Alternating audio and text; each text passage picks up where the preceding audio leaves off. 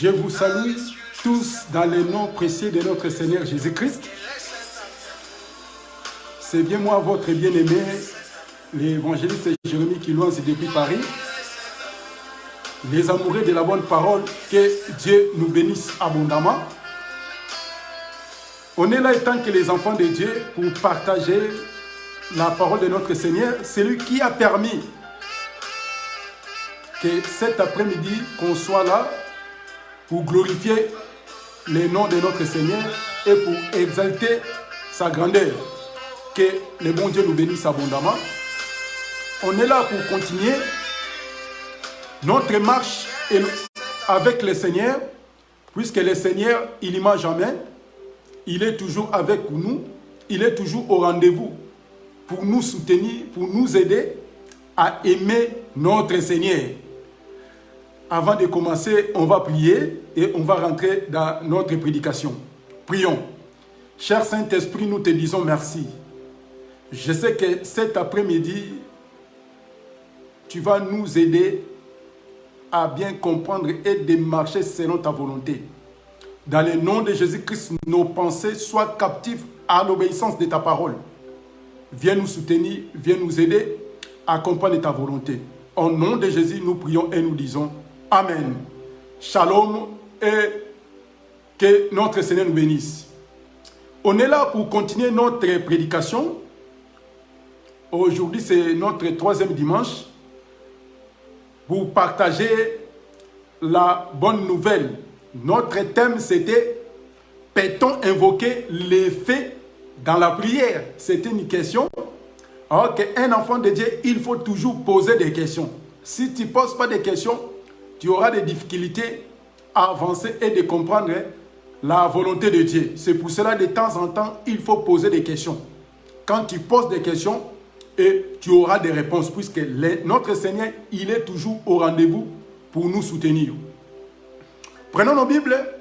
On va prendre toujours Ésaïe chapitre 66, verset 16. On va lire et on va continuer là où on s'est arrêté. On va continuer pour mettre point virgule. Si Dieu nous permet, on va encore revenir pour continuer notre marche avec le Seigneur. Que le Seigneur soit avec nous. Ésaïe chapitre 66, verset 16. La Bible dit ceci. C'est par les faits que l'Éternel exerce ses jugements. Donc, c'est un passage qu'on a commencé à partager, puisque dans nos assemblées, partout, puisqu'il y a, là où il y a les églises évangéliques, partout, il y a les gens qui font la prière, invoquer les faits. Invoquer les faits descendent, les faits consument, les faits détruisent, les faits fait comme ça, les faits fait cela. L'évangile n'est pas une science-fiction.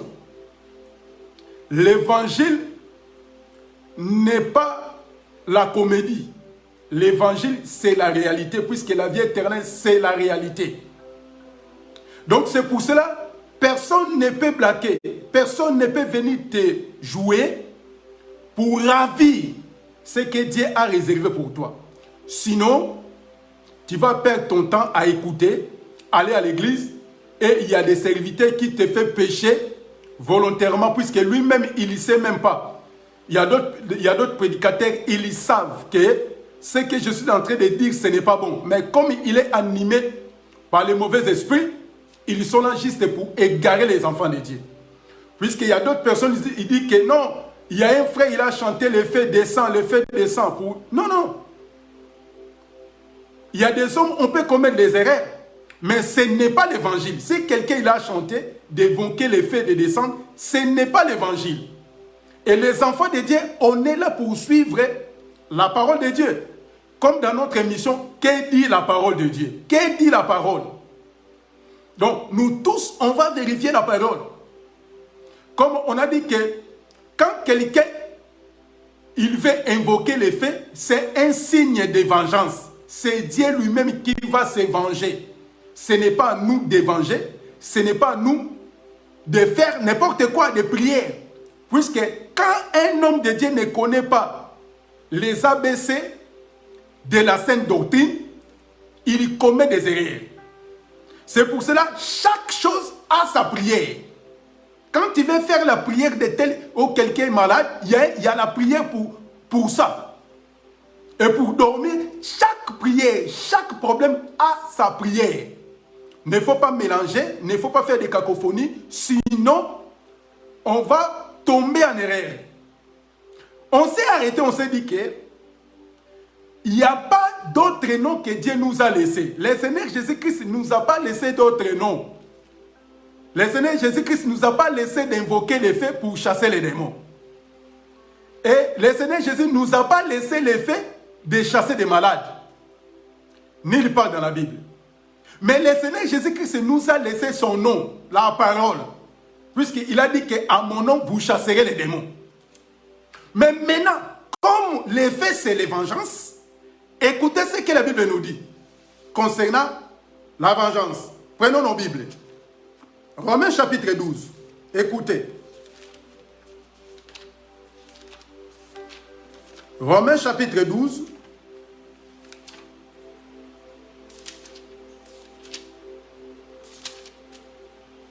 Romains chapitre 12, versets 19 à 21. Écoutez ce que la Bible nous explique concernant la vengeance. Nous lisons. Ne vous vengez point vous-même. Excusez-moi.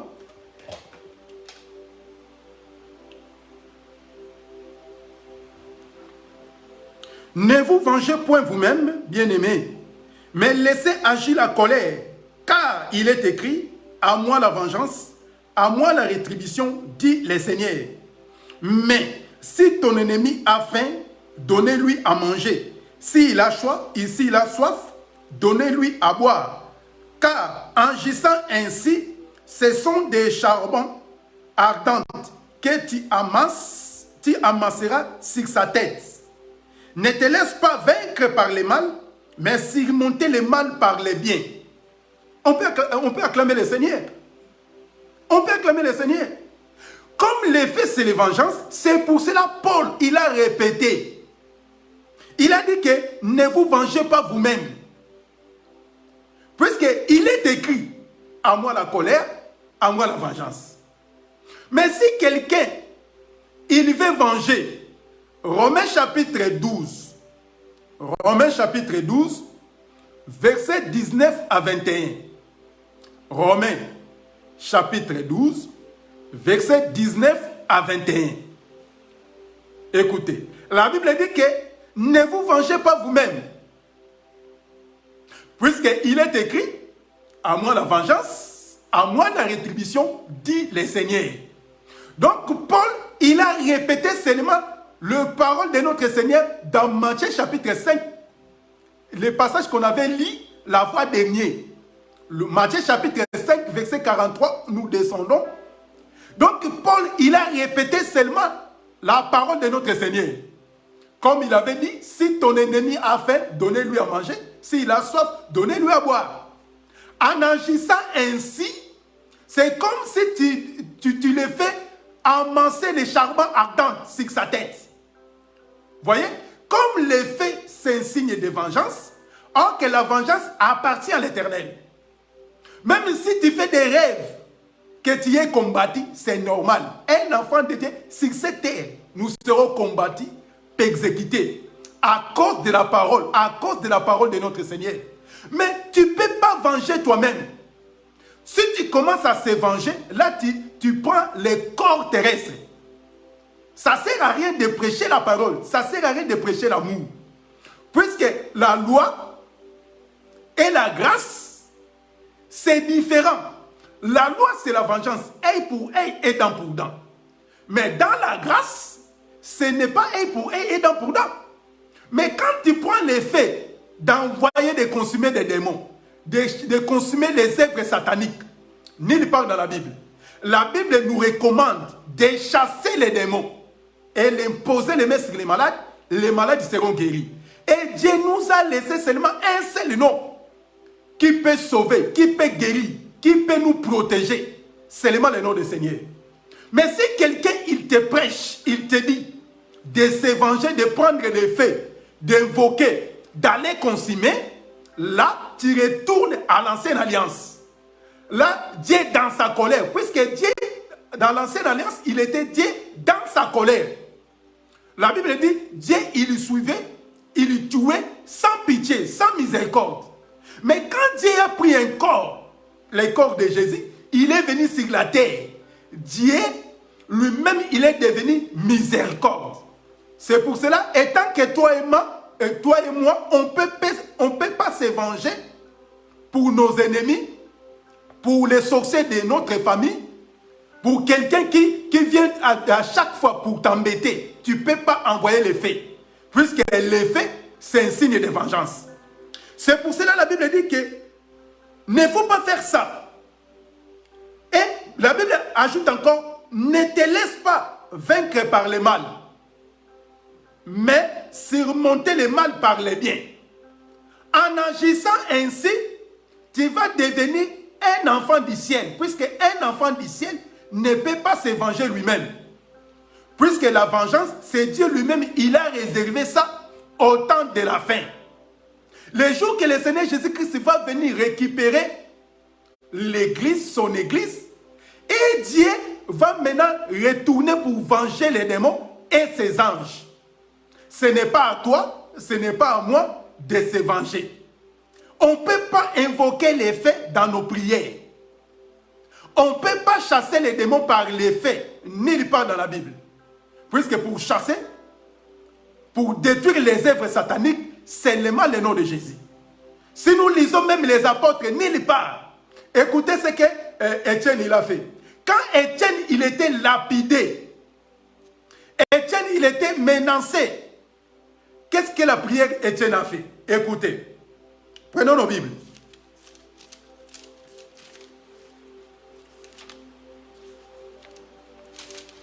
Actes chapitre 7. Actes chapitre 7. Actes 7, 59 à 60. Actes chapitre 7, 59 à 60. Écoutez. Et il est lapidé, Étienne, qui priait. Il disait, Seigneur Jésus, reçois mon esprit. Puis, s'étant mis à genoux, il s'écria d'une voix forte, Seigneur, ne l'impute pas ses péchés. Après ces paroles, il s'endormit. T'as bien compris? T'as bien entendu? On recommence. Puisque quand nous prêchons la parole, même les bébés spirituels, on a besoin que même les bébés spirituels comprennent ce que nous sommes en train de parler. Donc même les bébés spirituels, ils vont comprendre la parole. Puisque la parole, c'est facile à expliquer. Ce n'est pas compliqué des choses. Il ne faut pas envoyer des gens des péchés pour rien. Quand tu envoies les gens de faire la prière, d'invoquer les faits, d'aller consumer les démons, d'aller détruire les œuvres du Satan, nulle part dans la Bible. La Bible nous recommande de chasser les démons. C'est pour cela, quand la Bible nous recommande, Jésus lui-même, c'est ce que Jésus lui-même, il faisait quand il était sur la terre. Il chassait que les démons. Et les démons même, ils criaient. Qu'a-t-il entre toi et nous? Il ne faut pas nous tourmenter. Puisque Jésus, il savait. Et même les démons, ils savent que Jésus, c'est lui le propriétaire. Il peut chasser, il peut les recommander n'importe où. Mais Dieu nous a laissé seulement de chasser les démons. Tu as vu? Étienne, il était lapidé. Donc Étienne, il a pris cette parole où? Il a pris cette parole à la croix de Golgotha. Quand Jésus, il était crucifié. Jésus, Christ, qu'est-ce qu'il a dit? Il a dit ceci. Père, pardonne-les. Vous voyez? Le Seigneur Jésus-Christ, il pouvait même invoquer le fait de consumer. Ne soit même pas arrêté. Mais Jésus, il a pris la parole. Père, pardonne-les. C'est pour cela, Étienne, il a pris les mêmes paroles. Il a répété les mêmes paroles. Mais quand nous prions, quand nos prédicateurs nous envoient des prières, invoquer les faits. Les faits, les gens ils commencent à prier. Les faits. Mon frère, les faits, c'est un signe de vengeance. Ne confondons pas. Comme on dit que Jésus-Christ est le fait dévorant. Nous disons Amen. Nous répétons à chaque fois, Jésus-Christ est le feu dévorant. Il est aussi le lion de la tribu de Juda. Nous disons Amen. Mais à ce temps ici, le temps des lions et le temps des fées, Dieu n'exerce pas ça. Puisque le temps des lions et le temps des fées, Dieu a réservé ça au dernier temps. Prenons un passage. Écoutez maintenant. Apocalypse. Apocalypse chapitre 20. Apocalypse chapitre 20, versets 9 à 10. Apocalypse chapitre 20, versets 9 à 10. Écoutez. Ils montèrent sur la surface de la terre, ils s'investirent le camp des saints et la ville bien-aimée, mais un feu descendit du ciel et les dévora.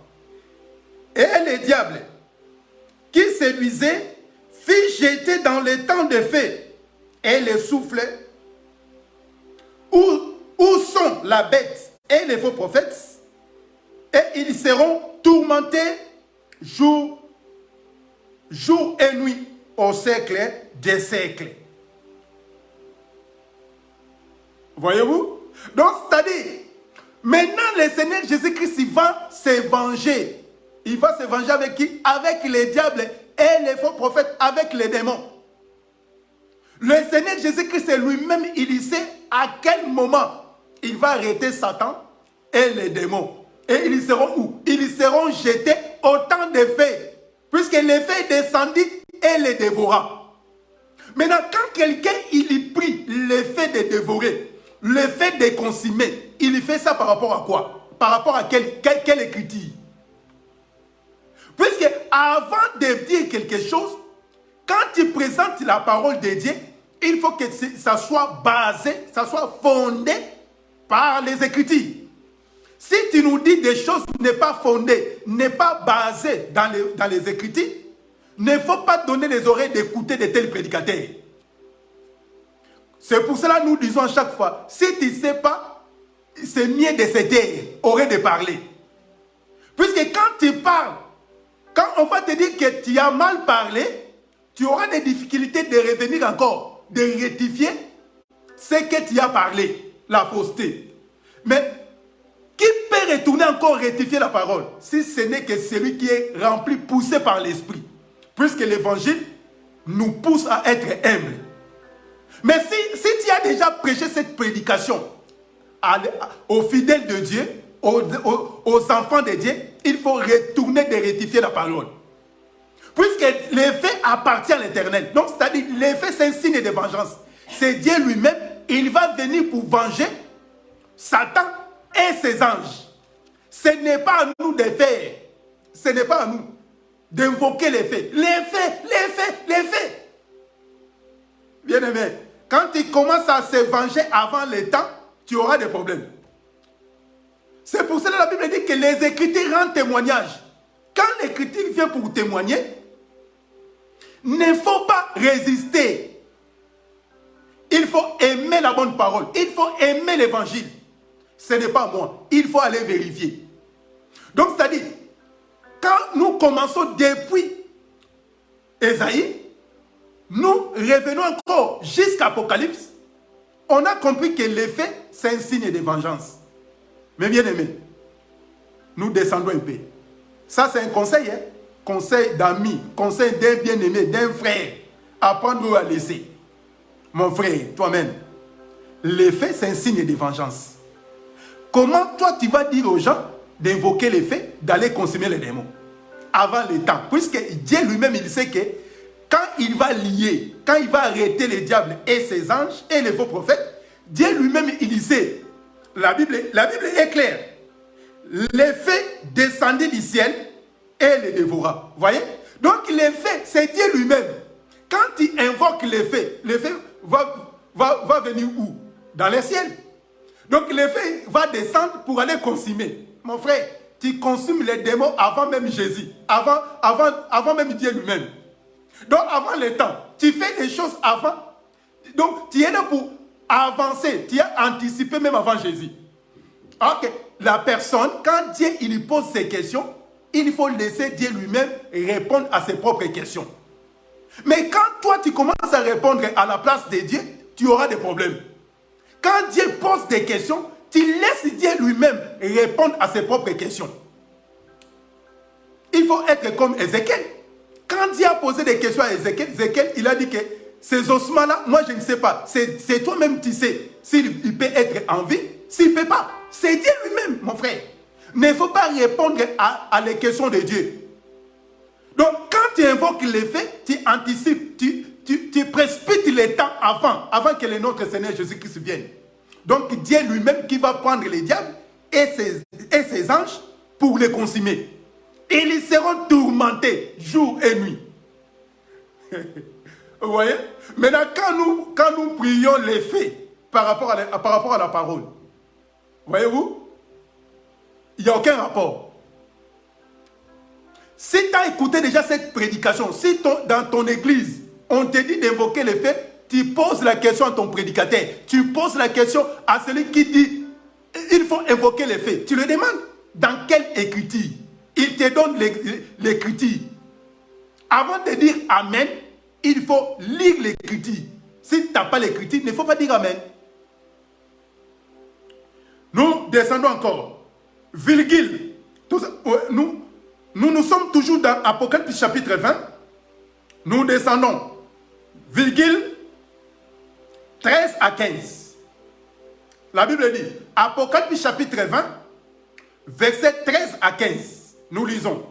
La mer rendit les morts qui étaient en elle, les morts et les séjours des morts rendit le mort qui était en eux. Et chacun fit juger selon ses œuvres. Et la mort et le séjour des morts fit jeter dans les temps de feu.